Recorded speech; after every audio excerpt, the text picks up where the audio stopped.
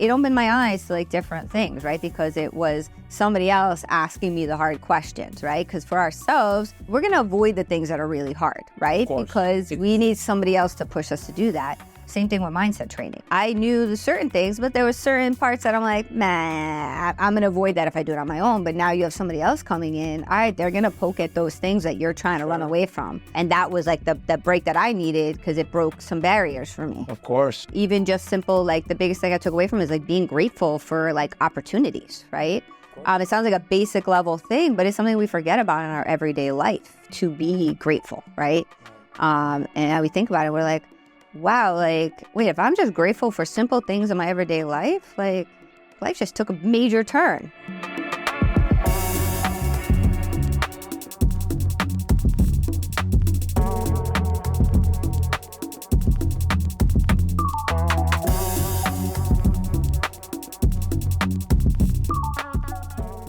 Welcome everyone to another episode of A Black Belt Way of Life. I'm your host, Master Joseph Lupo Jr. Make sure to subscribe to us on YouTube. Follow us on all platforms wherever podcasts are heard. Give us a like, throw us a comment, tell us what you think. If you are interested in sponsoring A Black Belt Way of Life, shoot us an email at ablackbeltwayoflifepodcast@gmail.com. On tonight's episode, I have Jillian, the Lionheart DeCoursey. Welcome. Thank you for having me. Let's dive right into this. You have quite a list of accolades. It is phenomenal. It's my pleasure to really read these out, because it shows all the hard work and dedication someone puts into their craft. We have the Invicta FC belt here, former world champion. That's the baby. Yeah, right? That's a beautiful baby right there. A lot of hard work and sweat went into that. Oh, yeah. I could only imagine. You're Brazilian Jiu Jitsu black belt. Yes. And you've competed in Brazilian Jiu Jitsu before as well? Yes, all the way through brown belt. Haven't done black belt yet, Okay. but I plan to. Nice. Goals. We all have goals, You do Muay Thai with Mr. Eric Ruiz. Yes. Yeah. I haven't done any Muay Thai fights yet, but that's still like on the table. Like maybe when MMA's done, like maybe kind of get into some of that. A little less pressure for me. Okay. So with all those accolades, we have to salute. We have to have our cup of coffee. Yes. Salute. Pinky up. Gotta do it right. I have a broken pinky. You see this wow. That's the good stuff right there. Yes, need that energy. Oh yeah, we're gonna need it tonight. I just want to read something really quickly. Obviously, I did my homework tonight. I appreciate that. Yes. You go into battle, your gun's got to be loaded. Right. Your knives have to be sharp. So I watched a lot of your interviews and I was really taken back. And it was just phenomenal what you said after you won the championship. So I wrote it down here. Never doubt yourself. Never let anyone doubt you. If you put a goal in mind and your hard work enough, anything is possible. I was doubted. I was trash talked online. People were telling me I didn't belong. Talk to me about that a little. I mean, that's pretty an awesome thing to say. Yeah. It was inspiring what you said, but then it also shed light on the hardships that you as a fighter had to face. Right. Talk to me about that. So I mean, like leading up to the title fight, a lot of people didn't feel like I deserved it or earned it. Mm. I don't even remember what the betting odds were, but it was ridiculous. Really? So I made a lot of people money that night.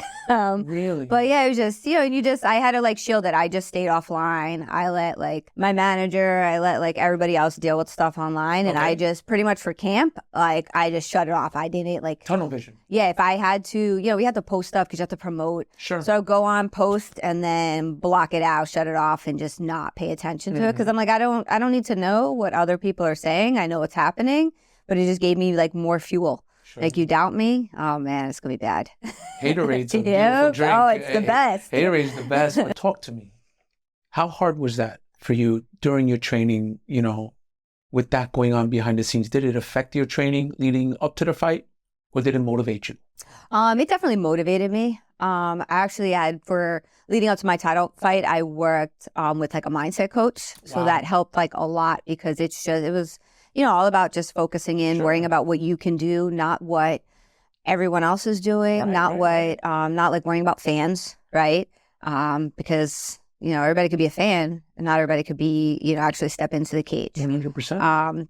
Having lots of gratitude just for like the opportunity and being grateful for everything. So if you're focusing on everyone being negative, you can't be grateful. You can't be excited. You can't look forward to focus on yourself. Unfortunately, they're always going to be there. Absolutely. Especially when we're doing something right. The 100%. Haters are going to come out. And And what upsets me is the worst part of it is the majority of it probably never threw gloves on. Oh, I would say like 90%. Right. Because the ones that have, they're not saying that Exactly. stuff. Exactly. Because they understand the hard work that goes into it. Right. But it had to be gratifying after you won. Oh, Proving them wrong. I think it was that was like the best feeling. Right.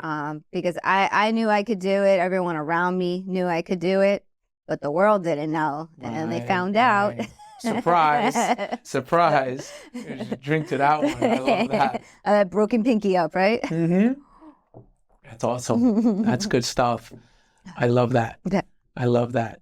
We'll go back to the belt. We'll go back to the future of the Lionheart later on. Sounds but good. Talk to me. Where did you get your start? Okay, so I was like a competitive athlete like growing up. Okay. So I played every sport that involved like a ball you could think of. I played soccer, I played volleyball, I played softball, I played basketball.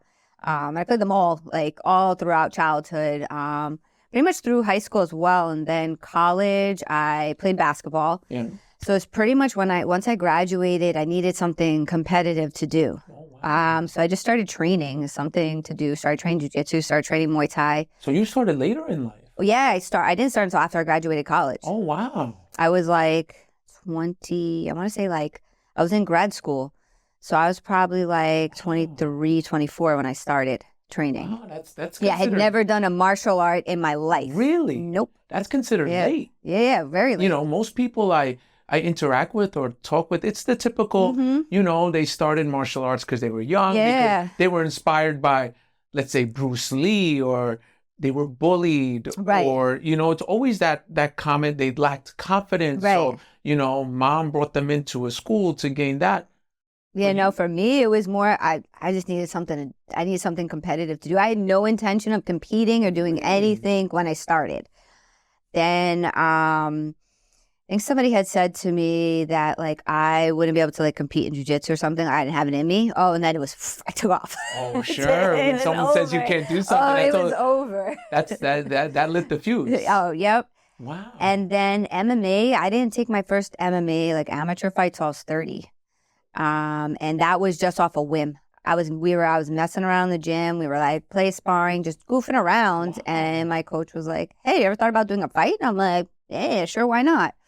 Took one fight, and then it took off. Wow. Yeah.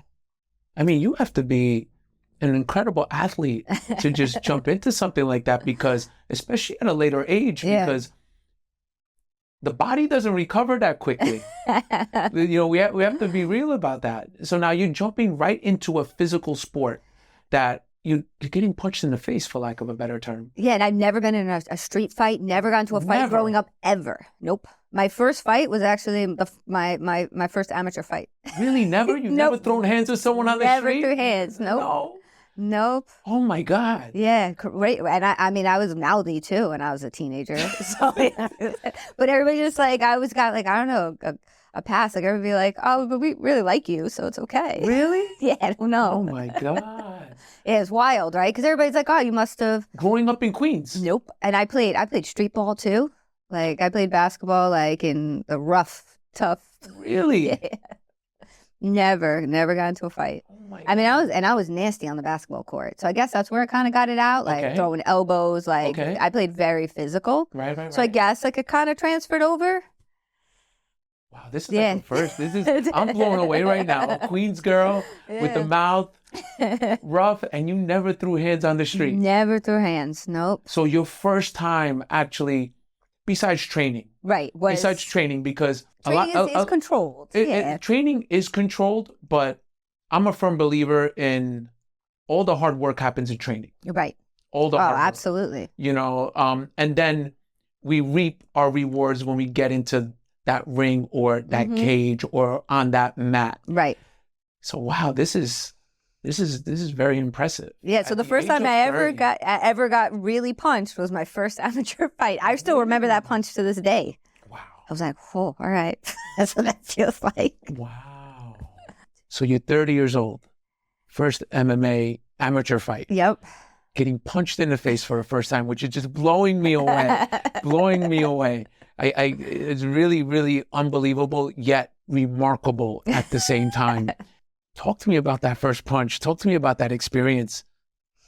So that, I mean, that I could like vividly still see and like feel that first punch. It was hard, right in my eye socket. I'm like, your eyes must have been I was like, all right, this is what we're doing. Clinched up real quick, got the takedown, and was like, we're grappling. Right. Because that was your comfort zone. Yeah. Would you say? Okay. Yeah, I would say my first couple, really like for most of my amateur career, my striking, I was making it up as I went. Really? Yeah. I didn't really start training really like for real my striking until like really I turned pro. Really? Mm-hmm. But my grappling was so good that it carried me through for a long time. Okay. Did you have an inspiration when you made that decision to go pro? Did you have an inspiration? Was there someone you followed? Was there, how did that come to be? Well, I mean, you would think it would be something like that. Right. No, it was literally just, I got connected with like a manager. Okay. And he had been following my career, and he kind of put the thought into my head. He was like, hey, you're really good. You could make your pro debut with like Invicta. And I'm like, really? Nah, like I can't go pro. Like being pro was never on my radar. Never thought it was something that, I could do. And then he put that little thought. And then they started like reaching out, saying that they were like, they were like, just keep winning. We're watching you. We're on our radar. And then eventually, I think at that point I run a bunch of like amateur titles. Okay. So I had like. So your confidence level was going up as an amateur. Yeah. And I just had a whole bunch of belts. And then finally they were like, hey, here's a contract. You want to make your pro debut with us? And then just happened from there. Wow. Yeah. But what's crazy about this, and I'm going to take a few steps backwards, you also have a career. Yeah, this was just a side gig. This was a side quest. Again, all this is blowing me away. You have a career. What do you do for a living? I'm a mental health counselor. And I actually own my own practice too. So, yeah. So you're a business owner, you're working, and now you decide to jump into pro mixed martial arts. Yeah, just on a whim. On a whim. On a whim. On a whim. All starting at the age of 30. Yep. Oh my God. Wild, right? Wild. But also, how are you able to balance all that? I think being able to be my own boss was a big piece of it. Okay. Because I would literally work, see clients, train, and I was able to structure my day to, be able to fit everything in. I mean, I was working, all I was doing was working and training because that's, at the end of the day, that's all you could fit in. But I didn't care. I was like, all right, this is what I want to do. This is what I enjoy. This is what I'm going to do. What you enjoy. Yeah. It's a very key word. Because at the end of the day, we have to enjoy what we're doing. Absolutely. Yeah. And I feel blessed because I get to enjoy my career that makes me money, and then I get to enjoy my, fun career. Sure. Yeah, I know a lot of people see when people ask me, I've been doing this 41 years. I started when I was 3. Right. And students will say, Master Joe, why? You've been doing this so long. Why? And my answer always is, because it's fun. Right. I have fun what I'm doing. That's what keeps us going. Yeah, if you're not having fun, it's not worth doing. No, definitely not. So you're balancing a career, balancing training, balancing all that goes into training. Yep. And you make that jump to become a pro. And now, as you put it, on a whim. Yeah. All started on a whim. I'm still stuck on that. All started on a whim. I'm like, wow. And how was the transition now, becoming a professional? So I mean, I guess the biggest transition, like going from like being an amateur to that like first pro fight was like being confident in myself. Like I didn't feel like I belonged. I didn't feel like I like was good enough going into that first pro fight, but you kind of got to fake it till you make it, right? Right. So I was like, I'm doing this, so we gotta do it. You gotta be in the fight game. You gotta be a good poker player. Yep. Because once you show those cards, you give your opponent all the confidence in the world. Right. Right. Absolutely. So I faked it, and I wound up winning my pro debut, and then it was like, oh, okay, like, yeah, maybe I do belong. And then, every fight you get a little bit more confident. Sure. And all the while, who's guiding you into that? Because obviously it takes a team. Right. It takes a village. Right, absolutely. It takes a village. Now, who is your village that is really, really pushing you along the right track? Because it's very easy in anything in life, any profession in life, whether it's the fight game, whether it's business or anything, it's very easy to go sideways. Absolutely, especially in MMA. How are you keeping that tunnel vision? Like, who's guiding you?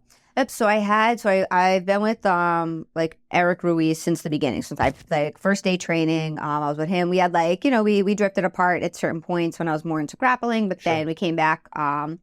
So he was with me with my first pro fight to, now through winning the belt. And beyond. And then I had a jiu-jitsu coach that I was with that was kind of like focusing on a lot of the MMA stuff with me. And then after my first pro fight, we had a falling out, so we went like our separate ways. Sure. And then so I completely changed cramps like after my first pro fight. And that was anxiety provoking because I went from tiny little schools to like a massive MMA gym at Long Island MMA. Okay. So it was like, and I was like their first real like female pro MMA fighter. Okay. So they had lots of guys. They had tons of people in the UFC, but they were all guys. So it was like them learning too, like, hey, how do we manage like a female at this level? So it was lots of transitions. My first couple of like pro fights after that, I pretty much was just going out there with like Eric and I. We were going out to fights and we were just kind of doing our thing. And then towards the end, once I started to get closer to the belt, then my coaches from like Long Island started coming in too, and we started being like a collective team. But it was lots of figuring things out as we went, because they hadn't dealt with somebody like a girl on that level. Eric hadn't dealt with it. My manager had experience, so he was helping like guide us a little bit, but a lot of it we were just fight by fight, figuring it out, being like, all right, what did we mess up there? All right, let's try to do this better. Yeah. So it was lots of just going as we went. Figuring it out, but as a team, though. Yeah, exactly. You need that team. Yep, well, 100%.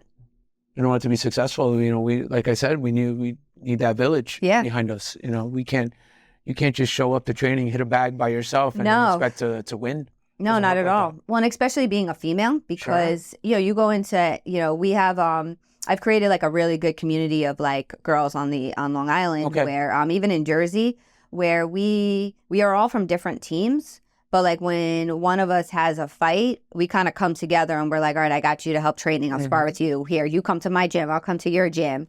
So for girls, like I feel like, especially here on the island, we've like, we're all from different teams, but we created our own little like subculture. Network. Yeah, exactly. And that was like huge, because if I only had people at my gym, I wouldn't really have many girls on my level or close to my size to train. Right. So. Right. I was actually going to bring that up, as a female. Was it difficult being in a gym, as you put it, that was male dominated? You didn't have anyone really for you to train with, correct? I mean, I would just grind with the guys. Really? Yeah.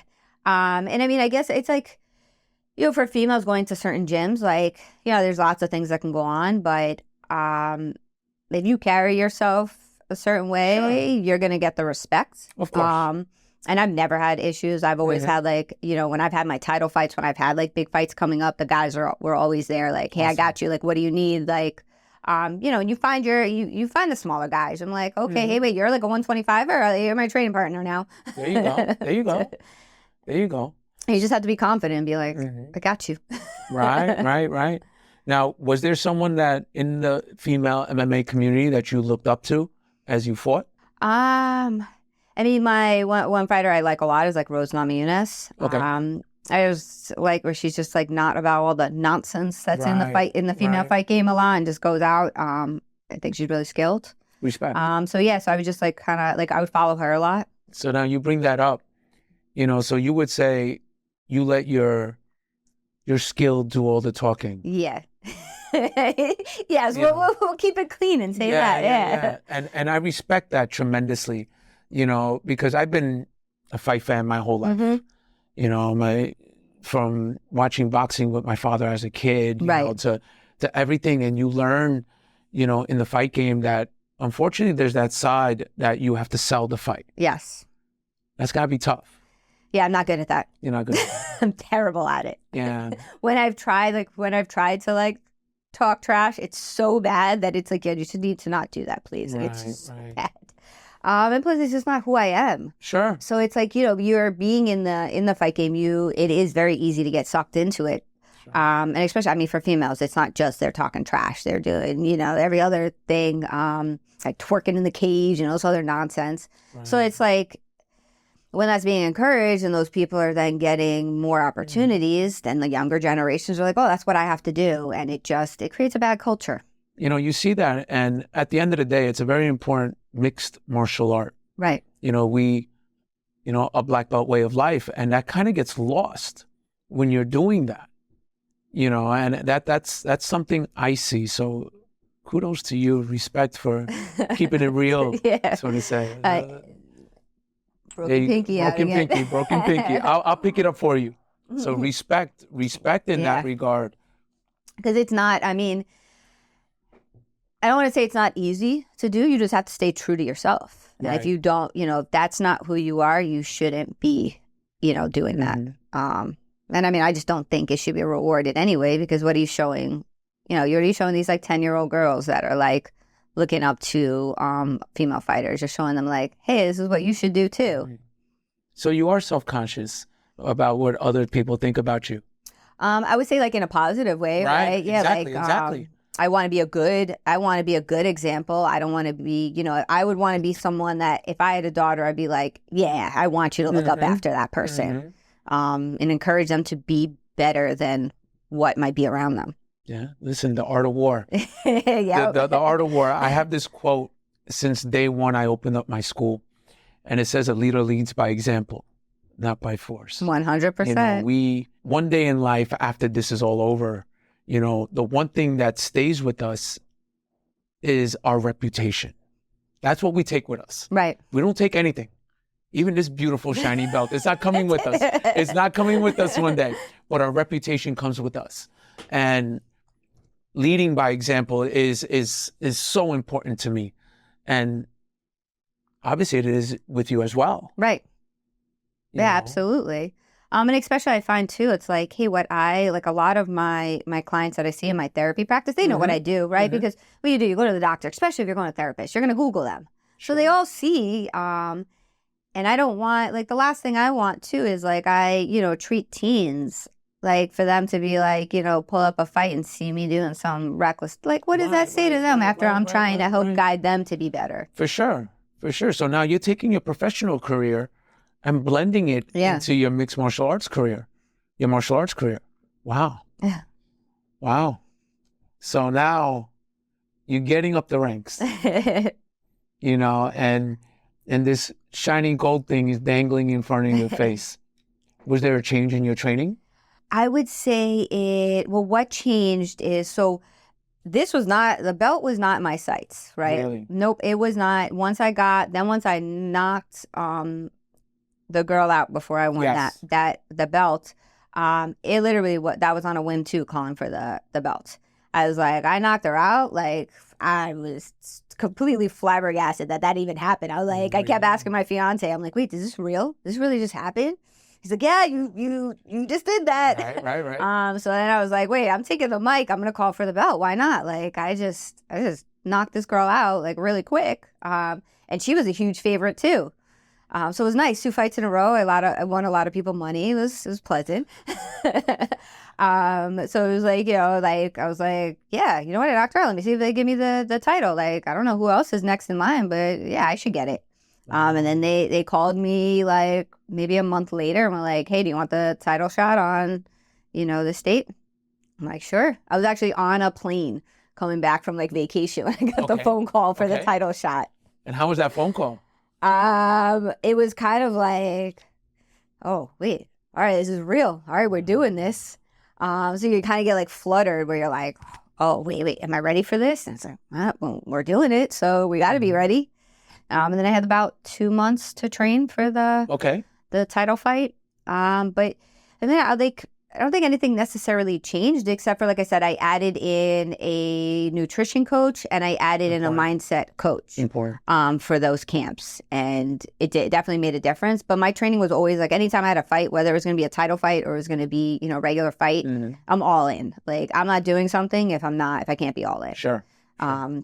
So it didn't really have to change drastically. It was just, hey, you're doing 5.5s now versus 5.3s. Okay. So, you have to train more for that and make sure your cardio's up there. Yeah. Yes. And you brought up a very interesting point, how you brought up your nutrition and you brought up the mental part of the game. Talk to me a little bit about that, about how the nutrition is so important, because you're cutting weight. Right. In the fight game, we have to cut weight. We have to make that certain threshold. We have to be at that weight, which is stressful enough as it is. It's not pleasant.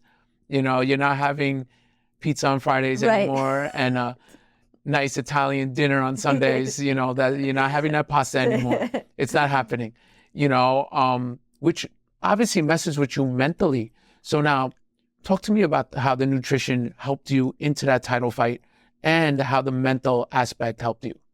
I guess it's like the discipline side of it, right? Right. You have to be disciplined. It was literally every moment of every day was like so calculated of what I was eating, when I was eating it. That was a full-time job in itself. Exactly. So it forces you to be just zoned in 24/7. And then by the time you get to the fight, you're just ready to rip somebody's face off. Of course. No, for sure. It really takes a toll on you mentally. Yeah, and especially when it's like, depending on how much, like when you're cutting like large amounts of weight, it really makes you question if you want to, like, do you want to do this? So you have to really want it by the time you're through that camp. And now, did you surround yourself with like-minded individuals that probably were going through that as well? My fiance's eating pizza and doing all this nonsense in front of me. And then we were fighting. We were actually for... My man, I'm sorry. Yeah. I'm sorry. He knows. He gets it all the time. And I think he was fighting, was it that fight? Because we were in a camp together. Okay. And he cuts weight too, but his is very different. Yeah. So he would train hard and be like, I deserve this cookie. And I'm like, you might die. Like, what are you? I've eaten spinach and grilled chicken for like 2 months. Lettuce and ice cubes. Yeah, you're like, I deserve this cookie. And you're like, the week out from a fight, deserve this cookie. Yeah, so, I was dealing with that. Bro, you got to hide it next time, bro. He's learned a little bit now. That's awesome. Yeah, eating pizza and cookies in front of me. Ooh. Yeah. Ooh. Yeah, it was rough. So, but that shows your discipline, right? Of course, self-discipline is key. Yeah, I want that. Self-discipline is a tenet in any martial art. Any martial art, we teach self-discipline, self-control, focus, all these things. No matter whether it's taekwondo, jiu-jitsu, karate, whatever it is, that all remains the same. Right. Stylistically, it's all different, but what's behind it, it all fell off the same tree. Right, absolutely. That's what I tell everyone. Philosophy is there. So now you're in that cage. The bell rings. The lights are on. What's going through your mind? I like zone everything out. Okay. So I try to make it like it's like, the crowd is just like, wah, so you don't really hear them. White noise. Exactly, white noise. And try to make it where you just hear like my coaches. Sometimes I hear them and, not necessarily doing what they want to do, but I hear you. Yeah. But the training is already there. Right. it's almost impossible to listen to everything our coaches say. You know, they did their job. Right. You have to perform. You have to perform. The job was done already. Right. You know, because I'll take it to an example. You know, my son on the soccer field. I've had parents say, "Oh, the coach doesn't say anything." Right. And I look at them, I'm like, the coach doesn't have to say anything. Right. What is he supposed to say? Exactly. Everything was done in training. Right. Of course, you listen to the coach and only the coach, but it's you out there. Right. His job or her job was already done. Right.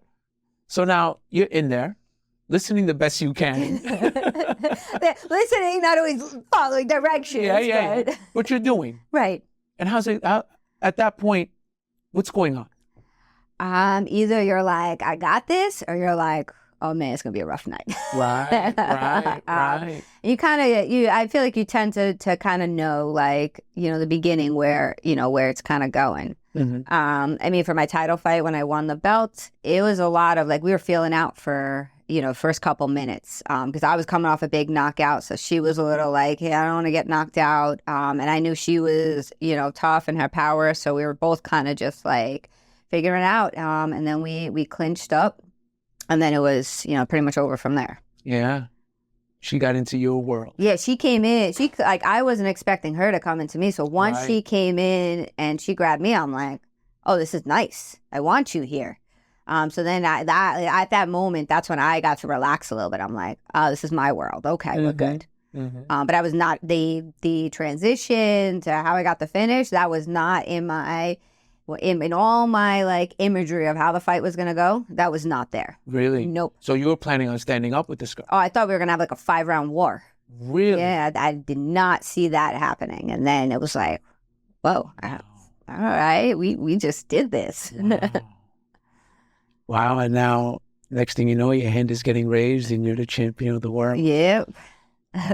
Talk to me about that feeling. It was very surreal for like a long time. Because like I said, like when I first started, that was, you know, a lot of people, they start and they're like, oh, I want that belt. That was never like, for me, it was never like about getting the belt. It was like the journey, right? Like, hey, let me enjoy this ride, see where it takes me, and go from there.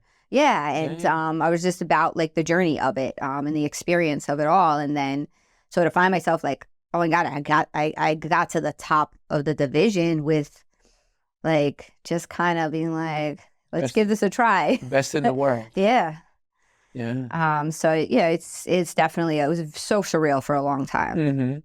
Sure, because of all that hard work you put into it, you know, and now you're reaping the fruits of your labor. Right. Wow. Now you're the champ. Did people react differently to you, or was everyone, you know, the same? Did they look at you the same way? Oh, yeah, it was so different. Really? Yeah, you're just like level of respect where it was like, you know, people that, you know, everybody wants to be your friend now, right? Right. You're, so it was a lot of curbing that of like, no, but you weren't with me before. No. Yeah. That's real talk. I don't need you to come on now. That's the Queens girl talking right now. I love it. Queens represent.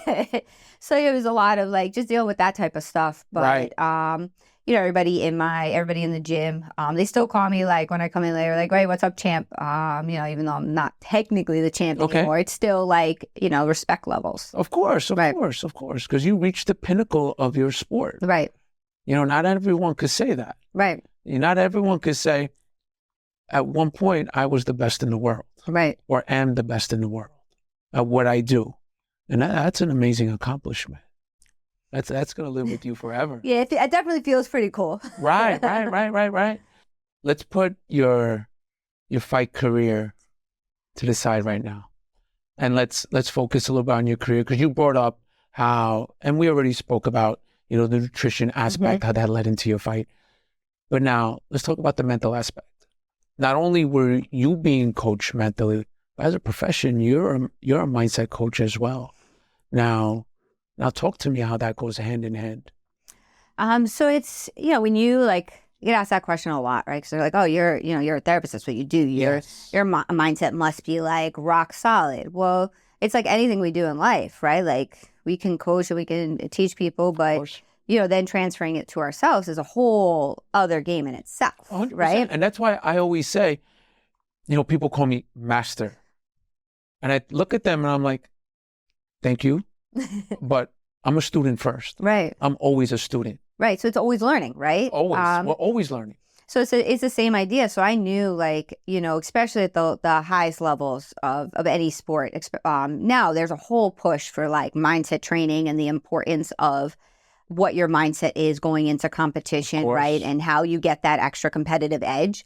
So when I was like going to be fighting for the title, I'm like, okay, this is something I need to take on, right? Because I've got myself to this point doing it on my own, reading mindset books, doing, you know, things that I know. So you're educating yourself while this whole process is going on. Right. Yeah. Always a student. Yeah, I knew I needed to take it to a next level, right? So that's why I hired somebody that's what they do, right? Like work with, you know, top So people UFC are hiring you? Yeah. And then you're hiring others. Yeah. That's phenomenal. And it opened my eyes to like different things, right? Because it was somebody else asking me the hard questions, right? Because for ourselves, even if we train ourselves in any sport, any physical thing, we're gonna avoid the things that are really hard, right? Of course. Because we need somebody else to push us to do that. Same thing with mindset training, right? Yes. Like I knew the certain things, but there were certain parts that I'm like, nah, I'm going to avoid that if I do it on my own. But now you have somebody else coming in. All right, they're going to poke at those things that you're trying to run away from. And that was like the break that I needed because it broke some barriers for me. Of course. And it tapped into like, hey, even just simple, like the biggest thing I took away from is like being grateful for like opportunities, right? It sounds like a basic level thing, but it's something we forget about in our everyday life, to be grateful, right? Right. And we think about it, we're like, wow, like, wait, if I'm just grateful for simple things in my everyday life, like life just took a major turn. Right. So that was, I think, the biggest piece that I took away from like the mindset training is just learning to be grateful for everything that we can have, right? Mm-hmm. And making sure you practice that like every day. Because if you do it like once in a while, like, all right, but if you do it every day, you're like, all right, what am I going to be grateful for today? Like, what? Now your whole day just turned around, right? A day where you're, you know, in road rage, you're like, wow, like, I'm grateful I get to drive to work today, right? Like, all right, well, that's positive. Right. You know, and then you the little things that we don't think about. Yeah, absolutely. Right. And then for me, it was just like a lot of it was like not focusing on results, because you can't. You can do so much, but at the end of the time, the result is just one piece of it. Sure. But if you focus on little parts of that journey, even throughout the fight, right? Like if something goes wrong, how are you going to respond to that? How are you going to adjust? Because nothing is going to go 100% right all the time. So it was being able to make those quick adjustments and being able to go in of like I got this. To adapt. And focus on the small little things. So now, would you say that you having a mindset coach, was it easier for you to work with others? Did you feel stronger because of that? Oh, absolutely. Because I'm someone that if I'm telling other people to do it, I'm like, I got to do it myself, right? I was like, practice what you preach. And then, and, you know, mindset coach was a little different avenue. You know, I learned like traditional psychology. So now like mindset coaching, that's a whole different area. So I absolutely can take things from there and now pull it back into my practice. Being that we're on the topic of the mindset, let's go back to this. Let's go back to this belt, because a key word that we used, former world champion. So you took that L. Yep. How did that affect you mentally? It was definitely rough mentally, right? Because you're at the top. And then now you're not. There's only one direction to go. Yeah. People don't realize that. You know, when you reach the pinnacle of something, you're at the top of that mountain. There's only one direction. Right. You can't keep going up. Yeah. But you know, right? Like I could have easily won the belt and been like, all right, I'm retired. I don't want to do this anymore. But that's a punk thing to do, right? That's not a true champion. Right. You have to test yourself. You have to like, okay, I want to put this on the line, right? I have this right now. I'm gonna risk it all. And you know, it definitely took a mental toll, because you're at the top and now you're not there. So then you're like, you feel kind of lost. You're like, what am I doing now? Right. And then there's the whole physical aspect of it too. You know, I was dealing with like the mental side of it. Then I had a rough weight cut going into the fight. So then, you know, you're dealing with that side of it on top of your mental stuff. And you just you feel lost. Right. And you have to like find your way back through the darkness again. Right. Have you been able to do that? Absolutely. It took some time. I like lost my love for like the sport for a while. I didn't want to train. I wasn't enjoying it. And then slowly but surely you get it, you kind of get it back. You surround yourself by good people, right? About your tribe. Yeah, 100%. And when you have that loss, that's when that tribe is the most important. That's when the real people show. That's when I learned that, man, let me tell you, when my father passed away. Right. That's when you really learn it. That's when the lines of people that came to see him, then afterwards it starts to get quiet. Mm-hmm. That loss. Yeah, that's when it hits you. That loss, and now you see the true, as they put it, when shit hits the fan. Yep. That's when you really, really see the true character of people. And when that loss happened, is that what happened?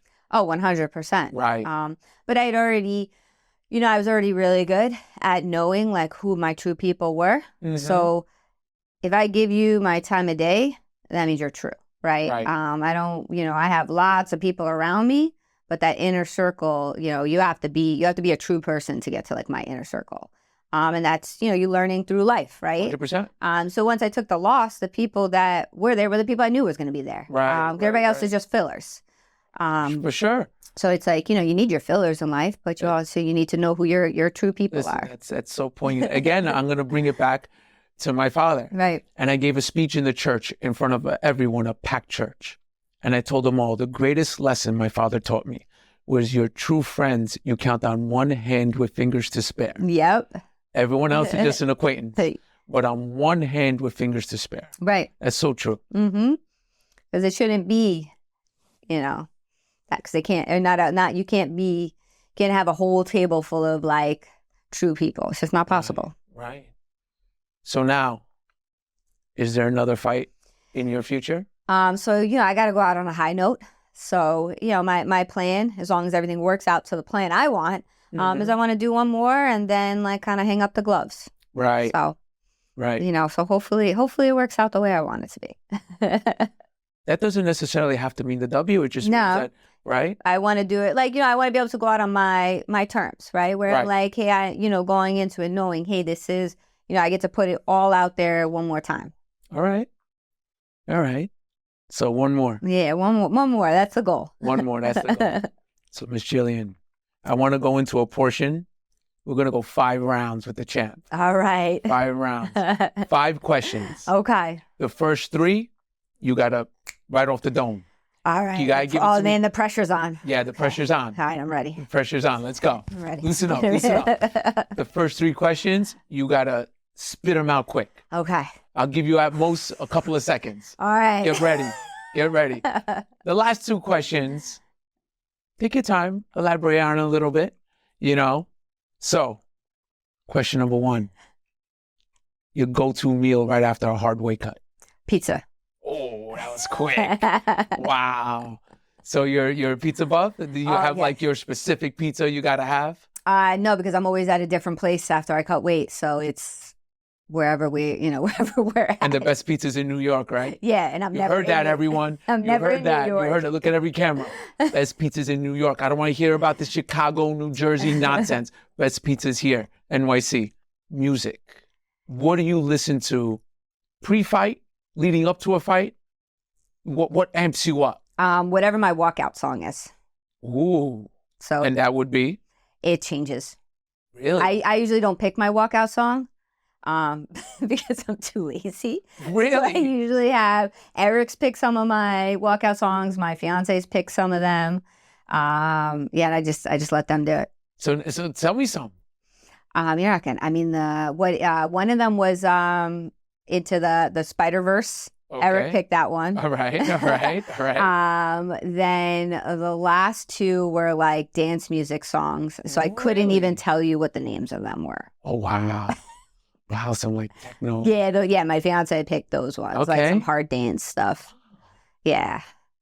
Man, No 90s hip hop, no Queens, no Nas. No. Come on now, man. When I'm listening to Wu-Tang, I'm listening to Nas, Biggie. Huh? Yeah, no. I usually just have I usually like now. I just have my fiance. I'm like, here, put some music on for me. Put something that you think I'm gonna like. You have one job. Yeah, just do it. You got one job. That's awesome. Do you have question number 3? Oh man. Okay, I'm ready. What's your ritual? Do you have any specific rituals before a fight? Yeah, don't talk to me. Okay. Really? Yeah, I don't really talk. Kind of just do my thing. Kind of. You know why I like that? Out. I'm the same way. I'm the same way. My friends know just before a competition or a match, I just. Yeah, I I literally the fight day, like after like maybe 12 p.m. or so. After I do like my little shakeout in the morning. Okay. I literally shut every notification off on everything on my phone. So it just goes into like black mode. Wow. Yeah. Wow. All right. I don't want to be bothered. Okay. So now, last 2 questions. All right. Give some time. I got some breather now. Yeah, you got the tough ones. Can relax a little bit. There you go. Loosen up. The most inspirational thing someone has told you that has stuck with you your whole life. Say my mom. Like her thing now is no matter what, it's like always my champion. Okay. So it's that, I guess that's like, the biggest thing. Now, but it's always been like, it's always no matter what I do, like she'll tell me she's proud of me before anything even happens.